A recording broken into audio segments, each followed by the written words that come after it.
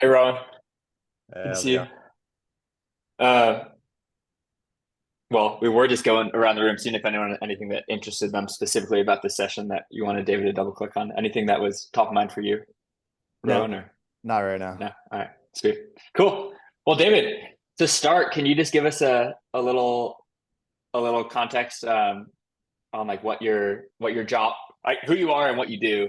Yeah, I feel like we have a good picture of who you are, but what you do, especially like what's kind of the day sure. in the life like at your job, and I'm any context that'd be helpful there. I think of myself as like, formally I'm like a B2B marketing person. But I just think of myself as a marketer first. Oh, sorry, a business person first, a marketer second. And I think that's like the foundation of all the stuff I share on LinkedIn and kind of the worldview I'm trying to evangelize. So if you look at my career, it's very weird. Like recruiters hate my career because it like makes no sense. Like I'm jumping around B2B, B2C, small business, big tech, like different industries. Like it doesn't make any sense, but that's because I personally just continually somebody who's chasing my curiosity. That's how I fell into the fractional consulting advisory world, is because I got laid off in like 2021. What was it, 2022? I don't know. COVID just screwing up all of my sense of time. But at some point in that whole thing, I got laid off and I'm like, let's try the consulting thing because I've always wanted to do it. And it was really interesting because I got plugged into a bunch of different startups. So I'm happy to dig into that experience if we want to, Brian, later on. And I ended up doing consulting for a company called Owner.com, which you can think of as like Shopify for independent restaurants. And I'm currently heading up the marketing team. It's an interesting company because independent restaurants are kind of like we sell a B2B SaaS product, but our go-to-market is very B2C. And I think one of the reasons we're able to grow so quickly and we're seeing a lot of success is because none of our competitors are doing marketing the way we do. They're all doing the traditional B2B SaaS playbook, which is like get you to download an ebook, bludgeon you with nurture emails, and SDR will call you, field marketing, that kind of stuff. Whereas we're doing something completely different with like online first, YouTube, Instagram, organic social is our main ways to go to market. So that's what takes up a lot of my time now. I wish I could jump into the fraction world every now and then, but as you guys know, startups are a full contact sport, full time, day and night. And so this is what's taking up my time at the moment. Amazing. Yeah, that's what excited me because I've like Owner is just growing like crazy. You guys raised that huge Series B, Nuts. um, Nuts. It's and one of the reasons then I joined. 'Cause I really didn't want to yeah, join. Like I told Adam, our CEO, and because we started off doing a contract together. And I'm like, I don't want to join. I'm enjoying fractional consulting so much. This is like the best. But then just some crazy stuff is happening. And so I had to get on the rocket ship. so feel free to like you can share whatever you want to share, or not share. But like, what can you share a little bit of context as to like what that growth looks like, and then I want to dig into like what's working, Let and me how put it you this kind of way. built that playbook. We're one of the few companies that I can tell that are still able to execute along the VC expectation trajectory of like a triple double double. So, our revenue is kind of out there if you look at our Series B memo. And so we're Mhm. just continuing to chase that path. We're one of the few companies I think who are playing offense and everybody's playing defense, at least particularly in our industry. So that's pretty wild. And we're at this Yeah, funny time in marketing where, like, I would say the 2011 to 2021 playbook is kind of like well worn. Everybody knows it. It's like SEO, ebooks, work with sales, that kind of thing.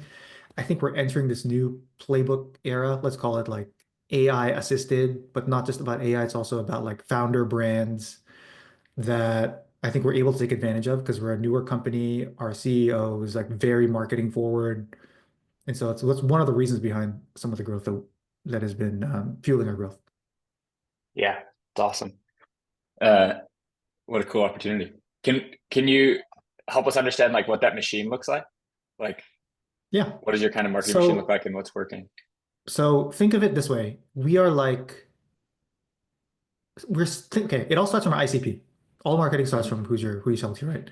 And our target market is independent restaurant owners. So not like VP of digital at Burger King, but like, down the street, guy who runs a pizza shop, woman who runs a sushi place in your neighborhood. That's who we're going after. And that target audience has a bunch of unique characteristics. They do not consume information the way that we all probably do. They're like unlikely to be getting on Zoom webinars on Fridays to like get better at their jobs because they're in the restaurant like chopping onions or like hiring people. negotiating with suppliers. So the way you reach them is through these like mass channels like Instagram and YouTube. And it's forced us to be very good at those channels and not in a traditional B2B SaaS way, but in like, if you just look at our content, you're going to know what I mean. Like go on YouTube and look up owner.com, go on Instagram, look up owner.com. It just doesn't look like a SaaS company. It looks like it belongs on that platform. So I think that's a big part of it. The other part is given that they are on those platforms, we have to be good at running ads on those platforms. And again, if you look at our ad library on Facebook, on Instagram, our ads don't look like the B2B SaaS ads where it's like download our case study library. It's just like who's doing these things or like attend our webinar and blah blah blah. It's very much UGC, looks native to the feed, looks almost like an e-commerce product. So that's a big part of it. The other unfair advantage we have on the sales side is, for those of you who worked in B2B, one of the difficult things, especially now, finding somebody's phone number and making sure it's accurate. Sure, you'll go to ZoomInfo, Apollo, and your SDR team will track it down. With restaurants, guess what? The website has the phone number, or the Google profile has the phone number, and they have to pick up because it's part of their business. So we have this like unfair advantage in our go-to-market. And like we know the phone number, we know the contact information. There's also like information about the websites that are publicly available, like reviews, how much social following they have. So there's a lot of things you can use to enrich your database. Pair that with what we're doing on the marketing side, which not a lot of people are doing, which is really being native to the feed, looking like content that belongs that you want to watch. Combine those two things in addition to having good product market fit is one of the reasons why we've been growing the way we have. Yeah, I love it. Can you give us an example of what like maybe the old way versus new way for content look like for you guys? So maybe like how most companies do it wrong, and then how you guys are thinking about Yeah. content tailored for consumption on these Well, let social me let platforms. me preface by saying it's not wrong for everyone. I think it's wrong Right. when you just apply it by default because you didn't know there was another way to do it, which is unfortunately how most marketers do it.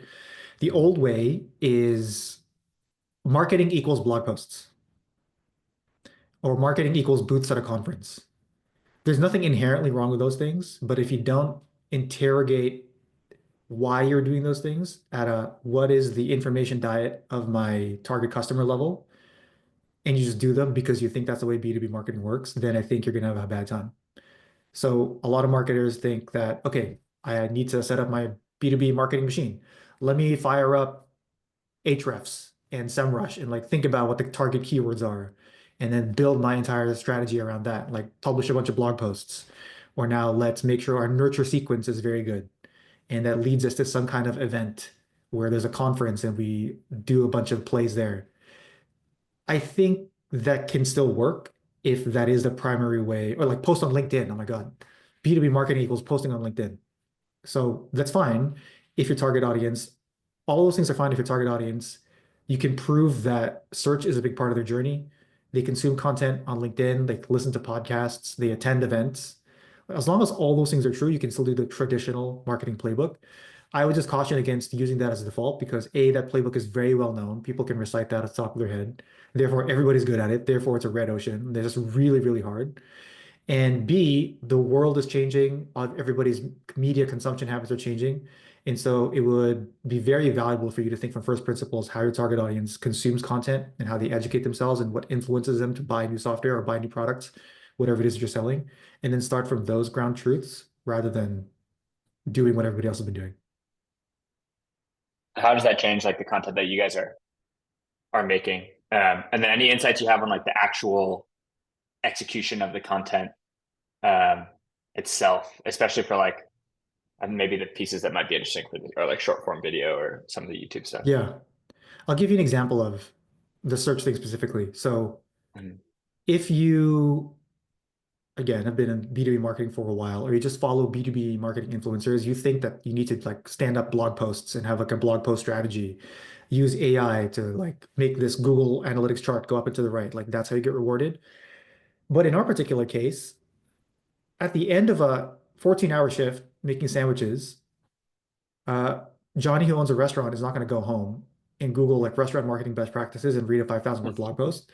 Like it just doesn't make any sense, right? And that is validated by when you look into the search volume or like the search universe of keywords that we would care about, it's actually not that big compared to when I work at HubSpot, which is almost like infinite because digital Mhm. marketers are on the internet and they're Googling things all the time. They're creating content.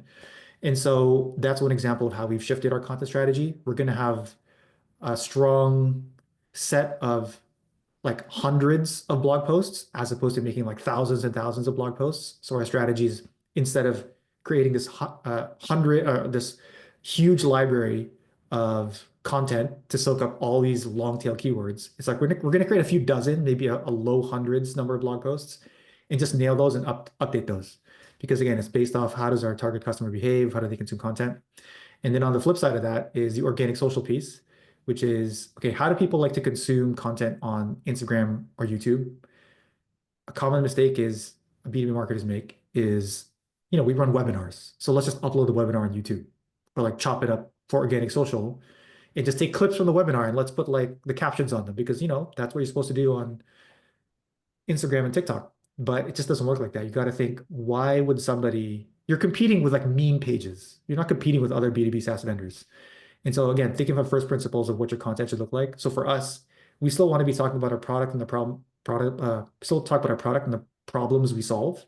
But when we do it from the lens of we have to entertain you and earn your attention, as opposed to like, here's why this feature is so good, or here's why this company is not as good as us. Yeah, that's awesome. Did you like, you did some advising to start too. Did you like talk to customers to figure this stuff out? Did this company understand it? Um, Initially, I I feel like that's kind of think a gap sometimes. when I joined the company, you mean? Yeah. Yeah, that was the initial project that I consulted on, which was Nice. something is wrong with our organic content machine, and we don't know why. Like we have a bunch of blog posts, we're getting like a million page views a year, so like how come this is not translating to demand? But then if you just diagnose that one level further, it's like, yeah, you have a lot of views, page views, but your product is only available in the US, and like half of your traffic is coming from India and the Philippines. So like, why did nobody take that again? First principles, ground truth view of how your target customer actually consumes content. The previous person or the previous contract they were using was just following oh yeah, you're supposed to get blog traffic. And like when the chart goes up and to the right, that's always a good thing. So that was the main thing. And then identifying where do the target audience consume content, where can we influence them and where can we add value. Turns out it was organic social, video organic social specifically, like not Twitter. And so that informed the foundation of our strategy. Mhm. Okay, and I'm gonna double click one more time because I'm like Yeah. doing stuff on this right now. Do you have anything that you figured out on like the content ideation of how you come up with compelling ideas that are gonna perform well in the organic feeds and Yeah. sell the product or create demand? Video is very hard. So that's my preface. It's so fucking hard compared to like blog posts because the Yeah. barrier to entry is so high. Like you need to have lighting. It's like you don't even think you need lighting. And lighting on its own is this whole universe of problems. So there's a whole side to that is when it comes to creating good content, there's a bunch of technical table stakes that I think are important. Yes, you can get away with like iPhone selfie videos, but it's not necessarily going to be the lasting level of quality that you're going to want, especially if you want to take it seriously as a channel. There's a rising standard that you need to meet. So that's on the Mhm. production side. Because on blog posts, like yeah, just whatever, spit it out, Google Doc, post it into some Webflow, WordPress, couple images, and you're done. And I think that's one thing. You could have gotten away with iPhone videos 5 years ago. I don't think you can do that now. The other thing is I use this business potential framework from Ahrefs. So Ahrefs is an SEO company. They have this framework called business potential, and it neatly describes why a lot of content strategies go wrong. So I'll briefly describe it, but you should really look it up because it's like very elegantly put together. So all content ideas can be scored on a scale of 1 to 3, 3 being highest, 1 being lowest. 3 is a content idea where it's entertaining and interesting, and your product is a natural solution to the problem being raised. So in Ahrefs example, I want to increase my traffic. You come up with some content piece around that, and then you naturally introduce Ahrefs as a solution to that problem. On blog posts, it's pretty straightforward because somebody's typing in increase traffic. And so they're going to have some blog post that's titled like how to increase your traffic with SEO. In the blog post, they're showing you how to do with SEO using Ahrefs as the tool to accomplish those goals. On YouTube, they're going to have content, again, native to the feed, native to that platform. The content is like, I tried to rank a website in 24 hours. Here's how I did it. So it's completely different from how you create a blog post because there's no like, you're competing on the algorithm, right? So it has to be interesting, it has to be like clickable. But that content then shows the person using Ahrefs to try to solve that problem that is educational and entertaining at the same time. So that's level three. Level one, or a score of one, is like it just gets traffic, but it's a very long walk for you to talk about your product that you serve. An idea would be like how to create a GIF. That's going to get you a Mm. million views, but how the hell do you connect that to an SEO product? So you run this exercise. Um, Ideation for content is kind of like writer's room, black box. There's a bunch of throw spaghetti at the wall and see what sticks. But then you run a framework like the business potential framework on top of that, and it helps you just like prioritize what do you think is important. Do you have anything that's so good? I love when people have like clarified things because we're like talking about this stuff internally and we just have stupid words Nice. to describe it. We're like, this is a banger post, which means like it does Yeah, yeah. both, is educational about the product and solution, and it's gonna like work in the algorithm. And then there's posts that are like, this is definitely gonna go viral, but it's not gonna create any demand Yep. for us. Um, so this is really helpful. I'm gonna look into that. Um, do you have any yeah, so just writer's room black box. There's nothing that you've figured out that's like um, ways to understand like how on the viral There's dimension, like how viral it's going to get, how much engagement, how much reach, or is that just like a gut no from you on the guys knowing viral your front. audience? Yeah, that's it. It's like gut on the viral front. Mm-hmm. So there's two types of content, I guess, that you should be thinking about. One is like commercial intent, and let's call it BOFU. So imagine somebody's on your website or on your YouTube feed or Instagram or whatever. They want to buy from you, but they just have like certain sets of questions that they need to get answered. Like, what's Mm-hmm. that content? Pricing, how it works, testimonials. So all that bottom of funnel stuff is where you should actually start. And creating that content should be pretty easy if you know your customer well, because you would know you essentially take a list of sales objections and make sure you have content against those. And that content is really good and is the canonical answer for those sales objections. So I think that's where you always start. When it comes to the viral side of things, it's just like I think you refine your intuition over time and you start to develop a nose for it. But it's like a VC type of power law distribution. Like one is going to hit and 10 are going to, no, one is going to hit, seven are going to be okay, and like two are completely going to fail, something like that. I don't know if I'm representing that accurately, but you know what I mean. It's like Yeah, not everyone's going to hit, but there's a but sense of quantity that will get you there. and it's nuts because the like if the thing that hits is like a three on that scale, right? It like has business Oh, value and yeah. converts. It can be like so incredibly valuable. Um, It's just like a thing that my eyes are getting open to right now. It's really cool. All right. Sweet. Thanks for going down that rabbit hole with me. I appreciate that. Um, Anything else that like you think this group, demand practitioners thinking about like startup marketing, et cetera, might be interested in hearing about like what's working Hmm. for you guys right now or key learnings that you've I had in the owner I'll tell journey? you, yeah, that's a good way to frame it. One of the things that we've started doing, or let me rephrase that. One of the things that I think this company is good at that I don't see in a lot of other companies, either in my previous employers or when I'm doing consulting or when I just talk to founders. Mm. And again, I think it comes down to this like B2B digital marketing mindset. Nobody does research or nobody systematically gathers customer insights. This is a thing that is extremely common in the consumer world.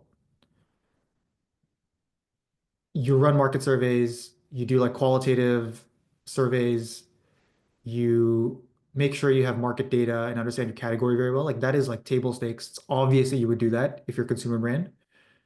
B2B marketers never do this. I actually am not that sure why. And it's a huge advantage for those that do take the time systematically to bring in customer insights into not just the marketing team, but the whole org. So Mhm. the reason I think that's important and why it's the true answer to any question that I would Mhm. give advice to, because all marketing and all strategy in any discipline starts with insight. It starts with like some undiscovered thing that you found, some earned secret that you know that nobody else knows. Because your product strategy, your sales strategy, your marketing strategy is going to be just like copy and paste if you don't have this different view of the world that is unique to you and your context. I Do you think it's have super any ways important. that you, sorry, yeah, yeah, Yeah. 100%. I agree. Any ways that you guys, so you said owners different in this respect, so I'm assuming they do more research. Any ways that they've operationalized that are like Yeah. interesting and unique or that people could steal? One Asking for is, a so I'll friend, get, maybe yeah, me. no, I mean, I'll tell you. I'll give you some obvious ones and then maybe some like not so obvious ones. The Sweet. obvious ones everybody should be doing is like listening to gong calls. I listen to like a gong call every day minimum. And that helps me understand the language of prospects. What are the objections? How are they changing over time, like depending on how our marketing is changing? And so that's one of the ways that you can reduce this divide between marketing and sales is it like, hey, I actually know exactly what you're talking about. You ping like sales managers, hey, this rep did a very good call. I just wanted to like tell you that. Or you follow up with a BDR and it was like, hey, what happened to this prospect who like said they were going to sign up, but they didn't? Like, what was the thing there? So I think that's a big one. And it helps me make sure that I'm on top of customer insight from a front row seat to what's happening. Sometimes I'll join customer calls. So I think that's a big one. Like you have to be involved in the sales process in some way, even if it's like you're just a Safari observer.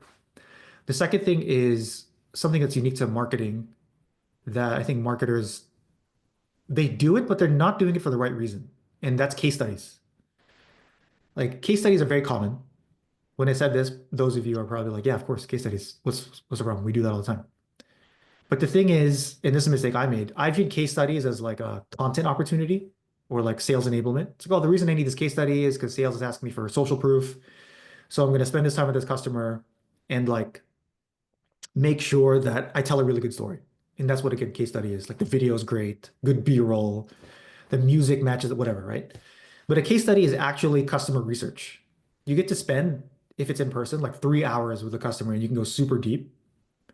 So the primary value of a case study is actually you doing customer research and asking questions and validating assumptions, and the output almost being like secondary.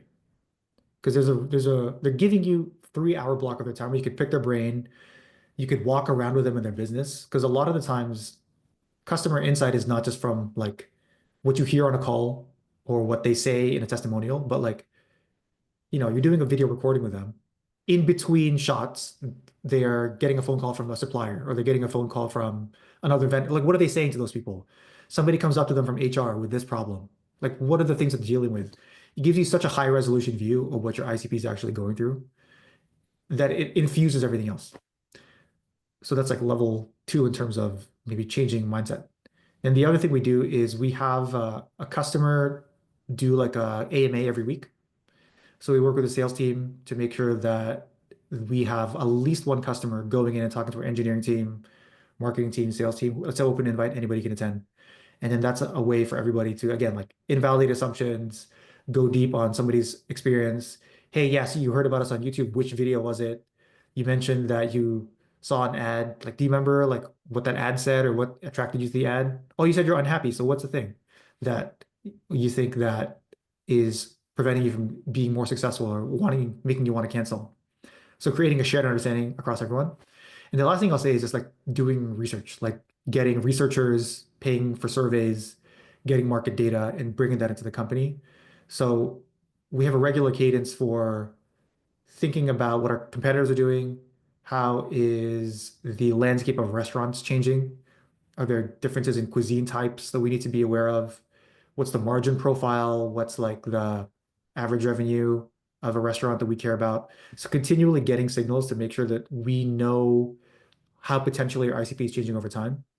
And again, creating a shared vocabulary and understanding across the entire team. That way we can all be better, not just marketing. That's awesome. Yeah, it's like this one guy in the clip with Damien. He's like talking to customers like the leafy greens of marketing. Like you just need to Yeah. do it, but just no one does it. And Yeah. it's like so It's like simple, it's right? It's just so true. and every time you do it, you feel much better for doing it, right? You're like, wow, this really helped. Yeah. I understand like all the answers to all these questions now, but for some reason, it just like in that meeting where you're prioritizing things to do, it just always gets deprioritized as opposed to like shipping things at a lot of Yeah. companies, which is just a It is a miss. pain in the ass because sometimes, like they got other stuff to do than just talk to you. But it's like flossing. If you don't do it, like you said, it'll catch up to you because Right. you're going to pay Yeah. for it Like eventually. flossing. That's good. Yeah. Yeah. Matthew, your hand's raised. Hey guys, can you hear me? Yeah. Yep. All This right, is good. good. We bonded about research the first time we connected, Matthew. So I'm sure you're gonna have some gold. No, I mean I couldn't hear anything at the top of the call, so figured it out. Um, hey David, you answered my main question, which is, how do you get tactical with customer listening? I mean, that's basically what that's awesome. Thank you for that. Um, and you're in a supportive environment for this, but I was curious if you haven't ever been in a supportive environment, how do you kind of sell Hmm. that? Because to me, that's always been my number one go-to when entering. It's like, all right, we got to talk about ICP first and learn as much as we can about them. But I mean, Yeah. it's always been pulling teeth like most of the time. So I wonder if you have any kind of insights on how to get over that or help other people Yeah. realize its value. I don't have a great answer other than you have to nail your core job. And by core job, I mean the parts of your job that are legible and valued by other teammates. So if like you're not hitting your lead targets, it's going to be weird to ask for budget to do a case study or to like do research. So just make sure like you're doing that. Then, and we're talking about an environment that's not supportive or sometimes even adversarial, where people are like, what is this? Marketing is supposed to be doing this. I don't understand why they have to do all this other stuff. So you have to quiet that response or suppress that response by just actually delivering on the thing that they're expecting you to deliver, and then do the rest in your magic time. And then get them excited about why that impacts the rest of the business. I think an easy partner is product. So a lot of people think that the natural marketing partner is sales, but in my opinion, it's actually product is your best friend. Like sales and finance are best friends. Marketing and product need to be best friends. Because whatever marketing insights you provide can help inform the roadmap or help the prioritization and sequence. And so if you're going to look for a partner to help back you up and give you an additional voice, I would go to product, not sales. Sales are just like, they don't really care. They just want the output of all the stuff that you're doing. So if you show them, hey, I'm like doing all this stuff, look how cool this insight report is. They're like, I don't give a shit, just where's the pipeline? But if you show that same report to product, they're like, oh my God, this is amazing. Can we like join you at the next case study? Can we do more of this? Like, yes, I will help you. So I think you have a natural ally in product. And then that's how you start to build momentum internally for those kind of use cases. Awesome. Thank you. Yeah, that's super helpful. Uh, all right, awesome. This is great. Okay, so I feel like we hit on a lot of like what's working. Um, Oh, Kendall just put a question in the and chat. This is a good one. oh, Um, go ahead. what happens when you don't have any customers or you're really early in the startup journey and you don't know who your ICP is? Let's start by talking about what's the wrong way to do this. I think the wrong way to do this is just like, well, let's just run marketing and see who we get. And then based on that, let's then reason ourselves into an ICP. This like feels right. It's like, yeah, let's just like do stuff. And then who comes in, who like retains, who converts. Let's see who the best converting segment is, and then let's go after them. This is short-term good, but long-term bad. In my experience, the right way to do this is have a hypothesis, have a hypothesis of who your ICPs could be. Let's come up with a list of 3 to 5, like very well defined, mutually exclusive target audiences. So let's say I'm selling spend management product. You could be targeting the heads of finance, or you could be targeting heads of operations, or you could be targeting the frontline accounting people. So same product, but you have a clear hypothesis of who your three ICPs could be, 3 to 5 ICPs could be, and make sure they're differentiated. So you come up with this list, then you run a framework that I call SPA. Actually, I didn't come up with this, but I couldn't find who came up with this, so I've just been saying it's mine, but it's not mine. It's called SPA. And so you're going to score your ICPs against this set of things, and then you're going to then run marketing in an opinionated way, invalidating each ICP. This gives you a much better feedback loop about who your real ICP is than let's spray and pray, see what happens, and just wait what the tea leaves tell us. So SPA, what does it mean? One is size. What is the market size? What's the TAM opportunity for this ICP? P is paying ability. Are they willing to pay? Do they have budget? Is it a line item? Do they have to beg for budget? Are they already with a competitor? And so it's like switching. So willingness and paying ability. And the last one is access. Like how easy is it for you to reach these people? Because you could have somebody who's huge TAM, willing and able to pay, but then like impossible to reach because they're not on LinkedIn, they're not on any channel. The only way is like have CFO roundtables that cost $1 million, right? And so you score each of those ICPs across size, paying ability, and access. Then at least it starts to help you prioritize and cut your target markets in a way that you can now be opinionated and have hypotheses. Okay, so the first quarter, we think for our spend management product, our target is heads of finance in companies who are $5 to $10 million in ARR. And we know that we can reach them through CFO roundtables, and we think that makes sense because of blah, blah, blah, blah, blah. So you do that for like 3 months. What signals do you get? Exclusively, you do that for 3 months. Okay, it looks like we're not getting any traction. We don't feel good about this. When we talk to them, they don't get excited. Not a good thing. Okay, maybe it's head of operations.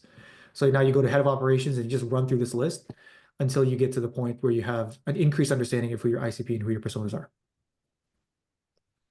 Love it. Thank you so much. Kendall, why are they doing that? Because we are launching a new feature that would make sense for another industry, and we want to start exploring. We need honestly to land probably a few of these large scale accounts in this new industry in order to raise our next series of funding. Mm-hmm. So yeah, we'll see what happens. But I absolutely love that answer, David, because we've been having internal conversations about exactly that. If we want to just go out and do marketing, and we have a account list of thousands of different businesses that could apply to, and I definitely want to be more targeted and thoughtful about our approach. Yeah, it's such a common problem. And you mentioned, I think you were Series B. And so the game of Series B to Series C is repeatability, right? And so repeatability, the step before that is like validation through hypotheses. And so that's how you have to approach that repeatability. It's like Series C investors want to give you that round and give you a good valuation. If it's like, oh, I just need to like give you guys money. A to B is like the journey between, okay, there's like something here. Now, like, let's see if they can get it to the next level through scrappiness and like 0 to 1 and all that kind of stuff. So B2C really needs to show, if you're the marketing leader, like, hey, marketing and sales leader, we know how to do this. We just need more money to fuel this engine. And so in order to fuel that engine, you have to have like hypotheses that you validate. It's super common. Awesome. Thank you. There's this interesting, I don't know, a little tiny bit of a tangent, but this might be helpful to people. This thing that I like just learned about, which we do at Keeplay, which is like an ICP back test, which is really cool. And it's basically, you build an ICP model, which is like our best customers have all these signals in common. They're like, these employee counts, they all use this tech, they all have been growing, they all are in this specific industry, etc. And then you're like, all these signals mean they're an ICP fit. Then you can backtest that against historical data, which is basically compare it to like a list of your very best customers. and then the list of your disqualified leads. So the people whose sales are like, this is a waste of time for me to talk to. And marketing, Yeah. that means we wasted money getting these leads. And if you can back test and you can be like, this ICP model is disproportionately represented in the best customers and not in the worst customers, then that's a way to like quantify fit and a way to prove like if your targeting is working, which is really cool. And then you can use that score to like score all of your pipeline as it's coming in. You're like, this is a fit Yeah. or it's not, which means like we should focus on these accounts or not these. And then that score like continuously gets better. So that's Eric, what's tangent. your I don't know if like, that's helpful, but I want to add on to that, but like, what's your ACV? Like, how are you guys doing like a velocity high volume play, or is it like enterprisey? What's the business for model? key play, Yeah. there's kind of both. So we have like a free tool that you can sign up for and use, but the best customers are they're using us to like create an ICP model and do scoring, which is anywhere from 12 to like 50K probably per year. Yeah. So the nuance I want to add there is because we do something similar, like with the backtesting stuff. That's Mhm. very easy to do when you have a high velocity model where you're constantly getting data. And Mm. so then you have like what's the word? Statistical significance, or you just have Right. enough. Yeah. It's really tough if you're in Kendall's situation where you're like, we want to go into this new market and success is like we think we can succeed because of this new thing that doesn't have any Yeah. data to back it up. But it can't help you Or understand like with your existing, yes. marketing and sales, like where are the best results and where are Yeah, who's an actual fit that we should focus on, especially if you have a huge target exactly. account list, so you want to hone it in. Yep. Yep. Any other questions, guys? Around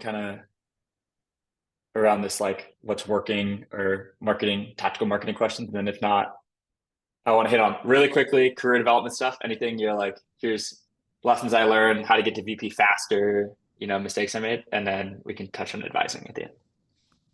I don't know if I have good advice on how to get VP faster. I feel like I got there pretty slowly. Because again, Okay. like my career again, like doesn't make sense because I've never been like title driven. I've been curiosity driven. So I don't know if I'm the best person to answer this question. What I will say is if I was advising someone who's earlier on, let's call it senior manager director level, and they're like, I want to be VP CMO one day.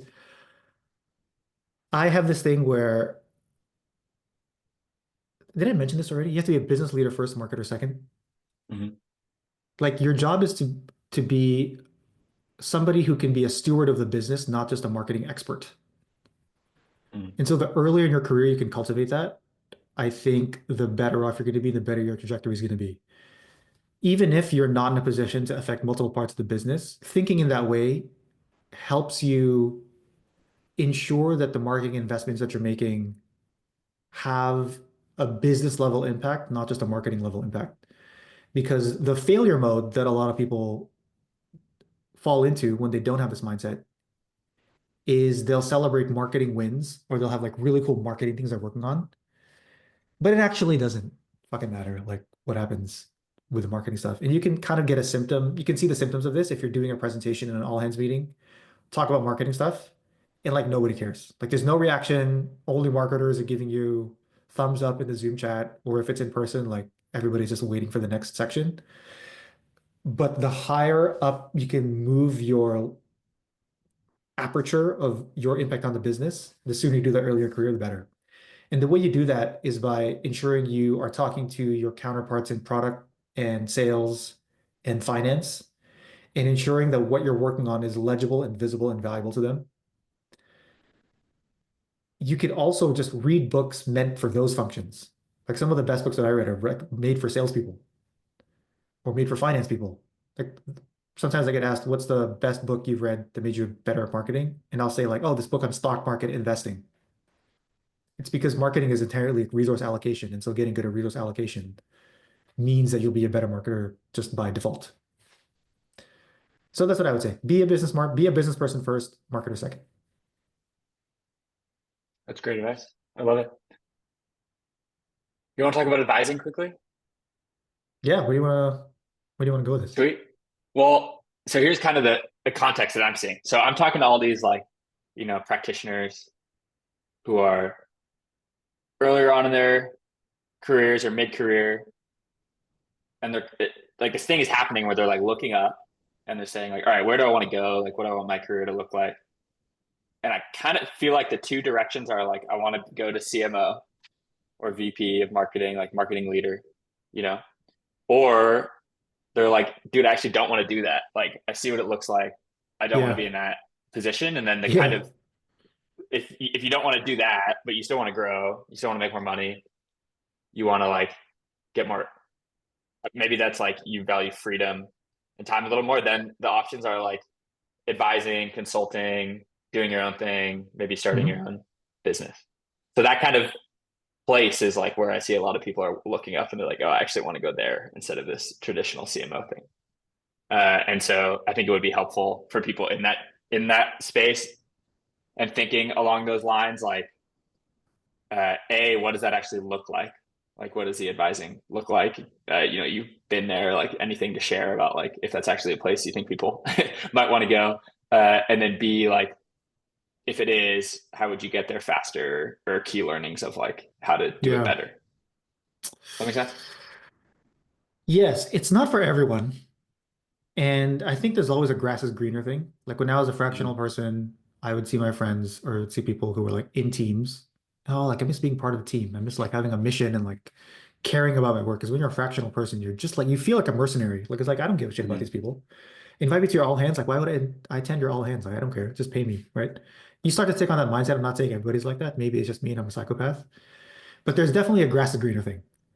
And then when you're in-house, it's like, oh yeah, you guys have so much freedom. You can like take a nap at 2 p.m. and nobody's gonna bother you. Mm-hmm. You don't have to attend all this like HR, finance stuff, you know? Um, so that's the first thing I would caution against. Like there's always a grass is greener thing. And so you really have to inspect within yourself, what is it that you want? Because sometimes your current situation is actually the optimal one. You're just looking at it the wrong way. So I will put a pin on that. Maybe you can come back to that, but because it's a bigger Mm-hmm. conversation. What does advising look like and how do you get started? We're all marketers here, right? Everybody's in marketing. Mm-hmm. Okay, here's Yeah. my hot take on advising. You should, as a marketer, never have to do cold outbound if you're an advisor. Because you're a marketer, you should know how to get attention at scale and like create a funnel for yourself and all this kind of stuff. So that's my first thing. If you cannot get your own clients through your own network, who's already warm and already like works with you, has seen you in action, would vouch for you. Like if you can't get that to work, I would kind of either work harder so that I have a referral network built in when I want to do this on my own. Or I would just think about like what's a niche where I would be a no-brainer and then people can easily refer me. I think a lot of people get into the trap of I'm going to sign up for a marketplace or I'm going to go on like Upwork or something. There's nothing inherently wrong with that. And again, it's like hot take on my part. My thing is you have to be able to generate your own demand because that's part of being a marketer and expressing your marketing skills onto yourself as a business, I think is your job zero. Not everybody's going to agree with that. I know people who are successful with cold outbound. I know people who are successful in communities and marketplaces. That's just my own opinion. The second thing is something I alluded to, which is you need to have a niche, especially now when it feels like there's so many contractors, so many advisors, and so many fractional people. There has to be something where you are easy to refer. Like Eric is good at X. So anytime I hear about problem X, he's the person I refer. For me, what I got to was David is a guy that you want to consult for you. If you are going between Series A and Series B, you have just fired your head of marketing and you want to get a new one at some point. So there, I found this niche of like marketing is important. You had one in-house that wasn't working out for whatever reason. You know you need to get one for the future, but you just don't know what good looks like. And as a founder, you're kind of like gun shy, PTSD about hiring the wrong person. So you just need somebody to like stabilize the ship, make sure everything's investing properly, get demand to grow up while I'm hiring a new person. So I think you get to the point where you have a niche, you have a clear trigger point, and you have a way that you can use for people to easily refer you. Those two things I think are the biggest unlock. Warm network, clear niche that you serve, all of those things make it easy to refer you. And then there's a bunch of like operational executional stuff I can get into, but those two things are the main things. Yeah, it's like gold advice. And I mean, I see this in the wrong way all the time, where people are like, "Hey, you run this demand community. Can you intro me to like give me leads?" And I'm like, "Well, what do you do that's like better than other people so I can intro you?" Because I can't just intro like demand Yeah. consulting or demand gen consulting Yeah. because I have 6 people who I know already, you know. So Yep. yeah, that's spot on. Uh, did you like it? Was it fun? Yeah. Yeah. Okay. So my main thing, my core value is like curiosity, mastery, craft, and Mm, getting to jump into 5 companies at once, seeing 5 different tech stacks, 5 different sets of networks, solving 5 sets of problems. I think that was super fun. Ultimately, I left it because I feel like I can accelerate more as a marketer going in-house at this company in particular. mhm. Like I wouldn't have to join for any company. Yeah. What was like the worst part about it? Or maybe a part that you didn't expect? There was a psychological hurdle of accepting that your income is going to be lumpy. So some months you're crushing it and you're like, oh my God, I'm going to Mhm. make so much money. Especially if you're doing like me, like the inbound model, like post a bunch of stuff on LinkedIn, network a bunch, talk to a bunch of people. Mhm. Some months you're going to get 30 leads and you're like, oh my God, like I don't know how I'm going to do all this. Next month you get like 2 and you're like, okay, I'm the worst ever. I suck. I'm a fraud, imposter syndrome. So I think riding that wave and being able to manage your psychology, I think is very important. Mhm. That actually made me appreciate my counterparts in sales more and more because essentially that's what sales looks like. Some months you're gonna be good, you're the hero, some months you're gonna be bad. And so managing your psychology was a very important lesson in making sure that you the volatility of the natural volatility of the business doesn't affect you psychologically, which would impede your ability to be a high performer. Totally. Yeah. Yeah, and David, I this is started to like it at amazing. the end. Thanks, man. What? Just Sorry. happy to So help. you like the volatility at the end Yeah, I because you're like a the vol. Yeah, psychopath a little I'm a psychopath. Yeah, yeah. Well, I like because one of the things I said is I like reading sales books, but that was bit? more to just have empathy and understand my counterparts and what they would value from the work that I was doing. But I realized like, oh, all those sales books that I read, I can actually apply them now. Or all the things I Mhm. learned from the sales managers I've worked with, whenever I listen to their calls or they tell me about this firm they're using, I can like do that now. So near the end, my discovery sequence was very good. The way I would message people, like how I would present stuff. I would be using like sales tactics. So I thought that was kind of fun. Yeah, I mean, I did sales for a little bit, and it makes you such a better marketer because you like Yeah. you get what it Just feels like to work a horrible lead or to call someone yeah. who like just Yeah. downloaded a report Yeah. or a webinar registry, and you're like, all right, I'm not gonna do that to you guys. I'm gonna give Yep. you good high intent leads. Uh, yeah, this is amazing. Thank you so much. I feel like I appreciate you kind of going in a bunch of different directions, but I think we got to a bunch of gold. The stuff about content was really good. The stuff about generally just like the value of research and back to fundamentals and like just making sure to do that right was really good.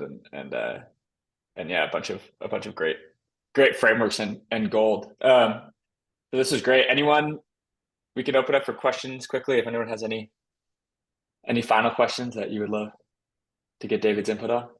Just saying thank you. That was great. And I appreciate the sincerity which comes across in the communication style too. So props for that. Yeah. Sweet. Great job. Thanks, Margarita. Yeah, this is awesome. Thanks. Yeah, My camera appreciate it. froze. Thanks for having me, guys. Thank you. This was great. Hopefully we can do more stuff together. This is great. And let me know if we can help with any of the I don't know how, but any of the stuff that you're working on All that could good. use our support. All good. Follow me on LinkedIn. Love to stay in touch with everybody. Awesome. Thanks, David. Sweet. Thanks, Bye. David. See you Have See a later. good y'all. one. Bye.